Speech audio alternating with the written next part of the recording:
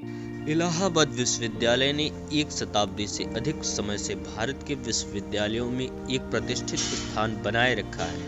23 सितंबर 1887 को स्थापित यह कलकत्ता, बॉम्बे और मद्रास विश्वविद्यालय के बाद भारत का चौथा सबसे पुराना विश्वविद्यालय है।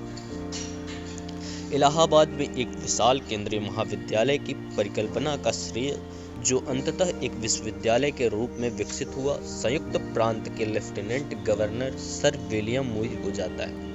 उनकी पहल के परिणाम स्वरूप मुइर सेंट्रल कॉलेज की नींव 9 दिसंबर 1873 को महामहिम लॉर्ड नॉर्थब्रुक द्वारा रखी गई थी। इस अवसर पर सर विलियम मुइर ने कहा, इलाहाबाद में एक केंद्रीय महाविद्यालय की स्थापना मेरी वर्तमान पदभार ग्रहण करने के बाद से ही मेरी दिली इच्छा रही है।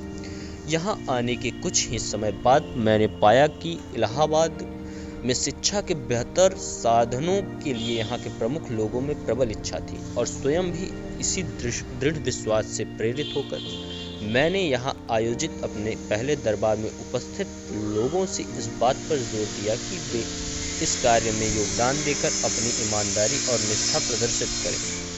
अपील को व्यापक और उदारतापूर्वक समर्थन मिला।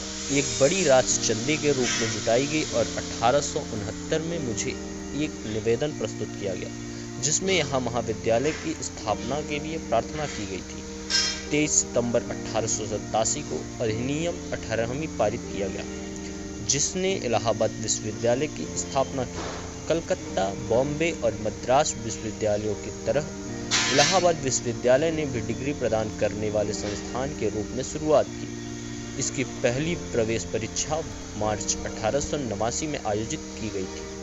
1904 में भारतीय विश्वविद्यालय अधिनियम पारित किया गया, जिसने इलाहाबाद विश्वविद्यालय के क्षेत्रीय अधिकार क्षेत्र को आगरा और अवध के संयुक्त प्रांत, बरार, अजमेर, मेवाड़ सहित मध्य प्रांतों और राजपूताना और मध्य भारतीय एजेंसियों के अधिकांश राज्यों तक सीमित कर दिया। 1887 और 1927 के बीच इस क्षेत्र के कम से कम 38 विभिन्न संस्थान और कॉलेज इलाहाबाद विश्वविद्यालय से संबद्ध थे। 1921 में इलाहाबाद विश्वविद्यालय अधिनियम के लागू होने के साथ ही मुइर सेंट्रल कॉलेज ने अपना स्वतंत्र अस्तित्व खो दिया। 1922 से 27 के बीच विश्वविद्यालय के आंतरिक और बाहरी विंग थे, जिन्हें बाद में विश्वविद्यालय को पूर्णतया एकात्मक और आवासीय स्वरूप देने के लिए इसे विश्वविद्यालय से अलग कर दिया गया। वास्तव में इलाहाबाद विश्वविद्यालय की स्थापना सरकार के लिए गए 5,240 रुपए के प्रारंभिक ऋण से हुई थी, जिसका उपयोग खर्चों को पूरा करने के लिए किया गया था। यह ऋण 2 वर्षों में चुका दिया गया था। इसके बाद इसकी आय का मुख्य स्रोत परीक्षा शुल्क और प्रॉस्पेक्ट्स एवं कैलेंडर की बिक्री थी। एक परीक्षा निकाय होने के नाते इसने अपने आकस्मिक खर्चों को आसानी से पूरी कर लिया। 1892 से 93 में विश्वविद्यालय ने सरकारी प्रतिभूतियों में कुछ पूंजी निवेश करना शुरू किया।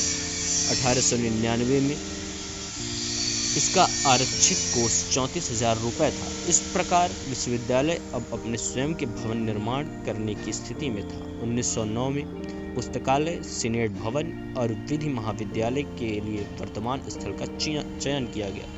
ये भवन, जिनमें अब रजिस्ट्रार कार्यालय, सीनेट हॉल और अंग्रेजी विभाग स्थित हैं, सर स्विंटन जैकब द्वारा डिजाइन किए गए थे और इनका निर्माण 1910 में स्वीकृत हुआ था।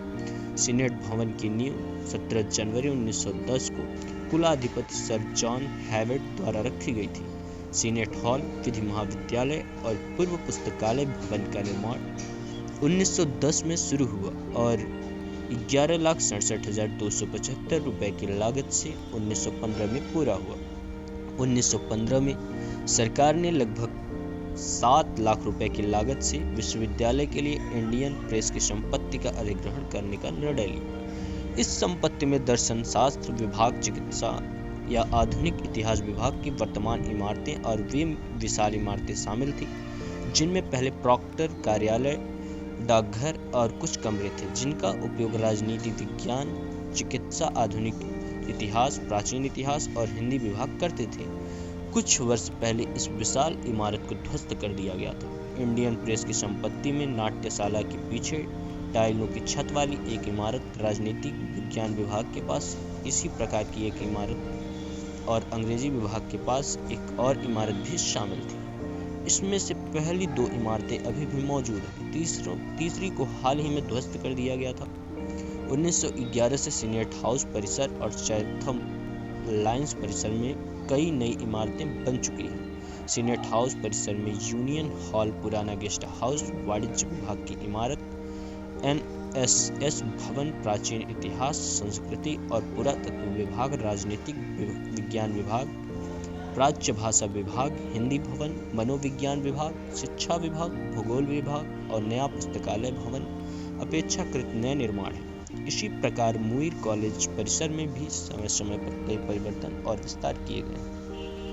नई इमारतों में जेके इंस्टीट्यूट ऑफ अप्लाइड फिजिक्स, नया जिम्नास्टिक हॉल और नया गणित विभाग शामिल है। समय बीतने के साथ दोनों परिसर छोटे लगने लगे। परिणाम स्वरूप विश्वविद्यालय ने बिजनेस एडमिनिस्ट्रेशन विभाग, विधि संकाय और गांधी भवन के लिए छावनी बोर्ड से भूमि प्राप्त की। हाल ही में स्वर्गीय डॉक्टर बानी प्रसाद का बंगला खरीदा गया। प्रारंभ से ही विश्वविद्यालय महिलाओं की शिक्षा को लेकर चिंतित रहा है। इसने 66,286 रुपये की लागत से महिला छात्रावास और महाविद्यालय के लिए भवन तथा महाविद्यालय से सटे अन्य भवन खरीदे, जहां पुराने भवन में लड़कियों की कक्षाएं शुरू की गई।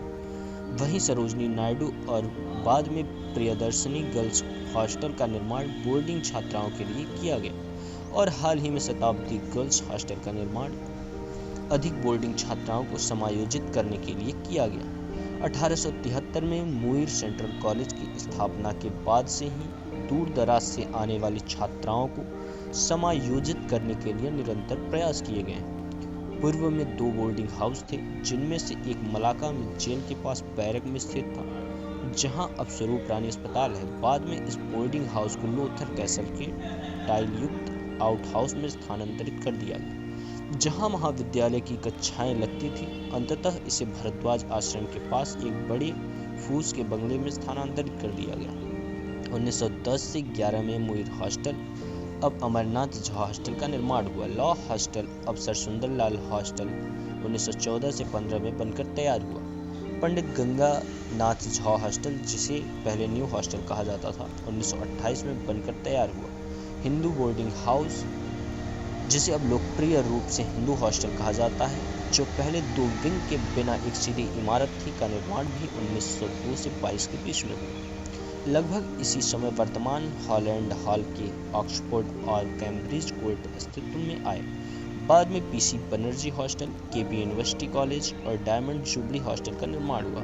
कुछ साल पहले ताराचंद हॉस्टल का निर्माण हुआ। मुस्लिम बोर्डिंग हाउस, जिसे लोकप्रिय रूप से मुस्लिम हॉस्टल कहा जाता है, इन सभी हॉस्टलों में सबसे पुराना है, क्योंकि इसका निर्माण 1896 से 97 में हुआ।